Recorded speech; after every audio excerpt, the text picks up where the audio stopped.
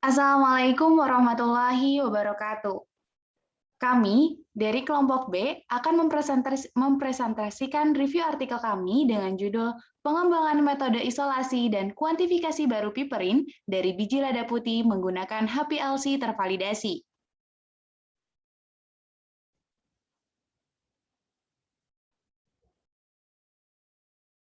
Next.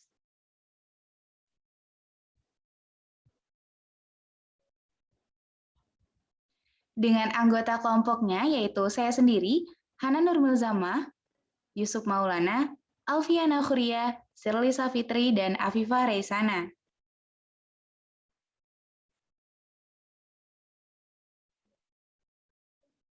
Untuk yang pertama, yaitu pendahuluan.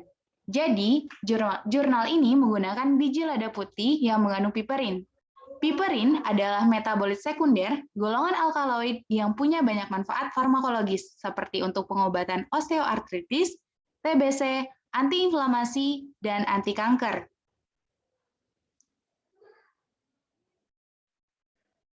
Next.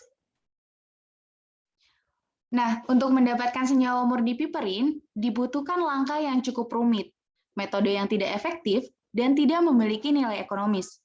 Sehingga, penelitian ini bertujuan untuk mendapatkan senyawa murni piperin dengan cara yang sederhana, ekonomis, dan efektif, dengan menggunakan metode Sochlet yang meminimalkan jumlah pelarut dan menggunakan pelarut yang nonpolar.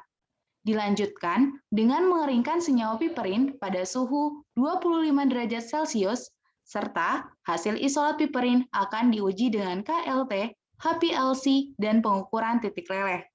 Terakhir, struktur senyawa piperin akan dianalisis menggunakan spektroskopi FTIR dan NMR.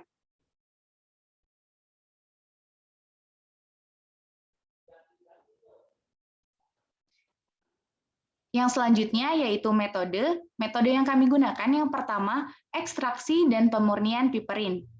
Jadi, bubuk lada putih diekstraksi menggunakan alat Sochlet dan N-heksana pada metode pertama, dan etanol pada metode kedua.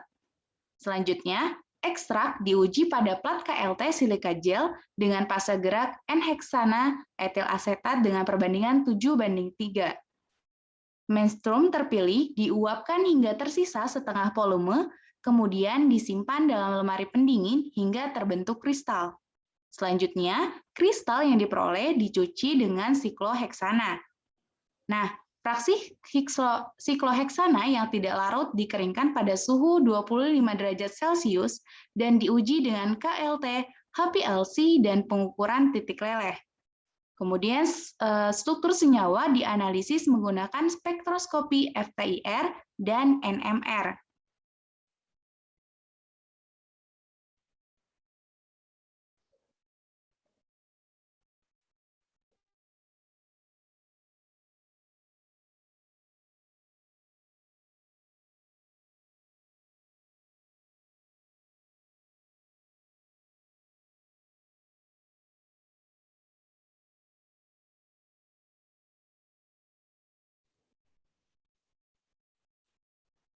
Cukup. Untuk metode yang kedua,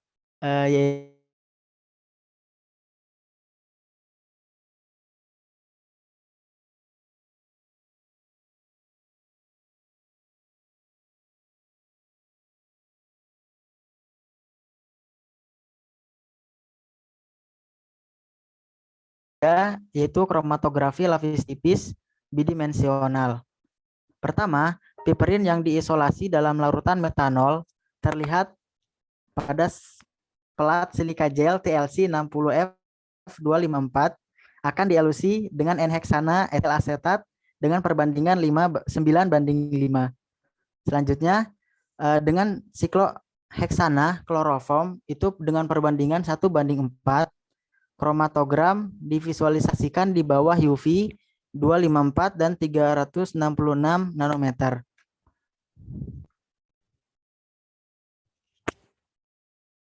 Untuk metode yang keempat, yaitu spektroskopi FTIR. Pertama, Uji spektroskopi FTIR dilakukan untuk mengetahui jenis ikatan kimia penyusun sampel pada rantang panjang gelombang 400 sampai 4000 cm.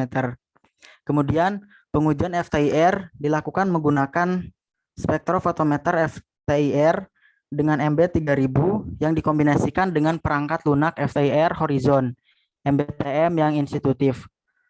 Yang selanjutnya sampel piperin terisolasi dan zat referensi. Piperin itu disiapkan terlebih dahulu dalam campuran serbuk KBR 1% dan diikuti dengan pengepresan menjadi irisan transparan untuk analisis. Untuk metode yang kelima yaitu uji kemurnian dengan HPLC. Pertama, uji kemurnian piperin hasil isolasi dilakukan menggunakan HPLC Hitachi L2420 dengan elusi isokratik. Detektor UV pada 340 nanometer, fase gerak metanol dan air itu dengan perbandingan 75:25, fase diam 5 MC 18 100 LC, kolom 250 kali 4,6 mikrometer fenomena. Laju alir 1 mm per menit, suhu kolom 25 derajat Celcius, dan injeksi sampel 20 mikroliter. Untuk metode yang terakhir yaitu tes NMR. Pertama, tangan spektrum CNMR diperoleh dari tes menggunakan NMR ZNM ECZ 500R spektrofotometer magnet superkonduktif 500 MHz. Selanjutnya, sampel dilarutkan dalam deuterated metanol yang mengandung sejumlah kecil tetrametilsilan dan kemudian dimasukkan ke dalam spektrofotometer NMR. Dan yang terakhir, spektrum piperin terisolasi itu dibandingkan dengan zat referensi.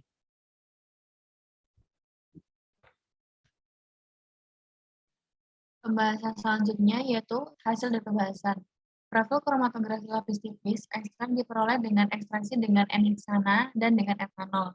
Pemerolehan ekstraksi menunjukkan bahwa ekstrak N-heksana mengandung pengotor hanya di bagian atas bercak piperin, sedangkan ekstrak etanol mungkin mengandung zat non-polar dan zat yang lebih polar di bagian bawah bercak piperin.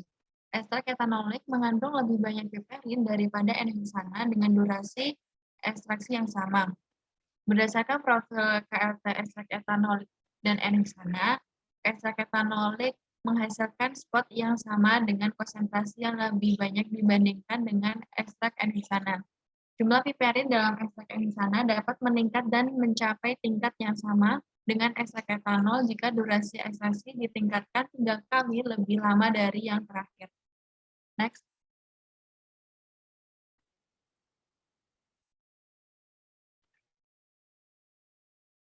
Pertama, itu ada identifikasi kristal terisolasi.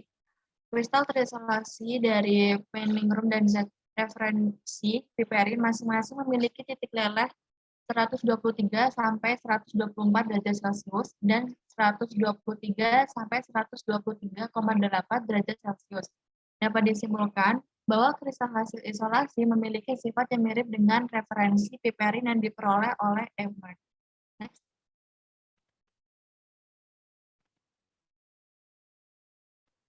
Yang kedua, itu ada identifikasi lapis tipis bidimensional. KLT bidimensional ini itu bertujuan untuk memastikan kemurnian piperin hasil isolasi menggunakan kromatogram.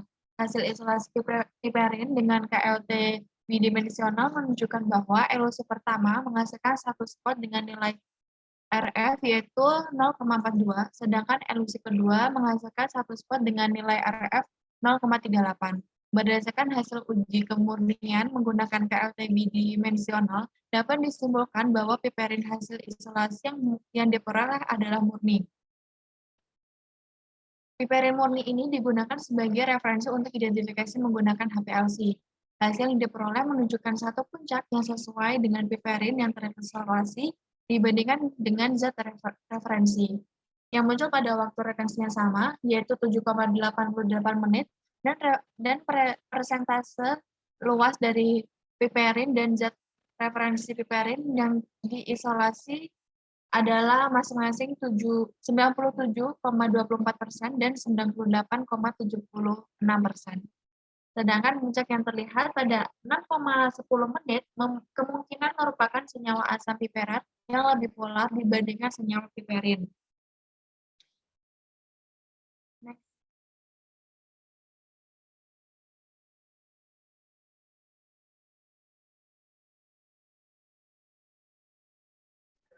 Yang ketiga ada analisis FTIR. Analisis FTIR dilakukan untuk membuktikan bahwa piperin yang diisolasi dan zat referensi piperin memiliki kesamaan spektrum untuk mengkonfirmasi gugus fungsi dan menentukan struktur molekul dari piperin yang diisolasi.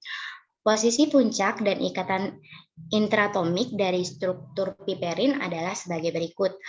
Puncaknya berada pada 2.800 sampai 3.000, 1.635, 1.495 sampai 1.589, 1.030 sampai 1.257 dan 1.134, dan dapat menunjukkan adanya gugus fungsi CH, CH2, O rangkap 2CN, C rangkap 2C, rangkap 2COC, dan COC. Masing-masing NS kesamaan membuktikan bahwa piperin yang diisolasi memiliki struktur yang mirip dengan zat referensi.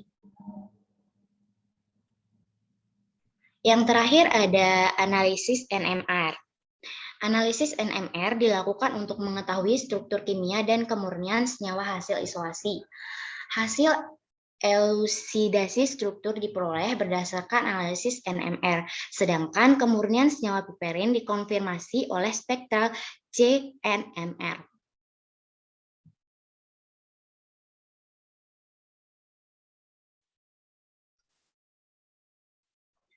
Lalu pada kesimpulan, pada penelitian ini penggunaan sikloheksana dengan guna untuk menghilangkan bahan resin dari ekstrak N-heksana pada lada putih dalam produksi piperin dengan kemurnian 94,57 kurang lebih 0,82% terbukti berhasil.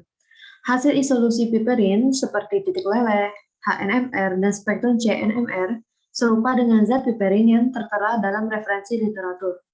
Penggunaan metode isolasi sederhana dan pelarut tingkat teknis dalam penelitian ini membuka kemungkinan penggunaan dalam skala industri.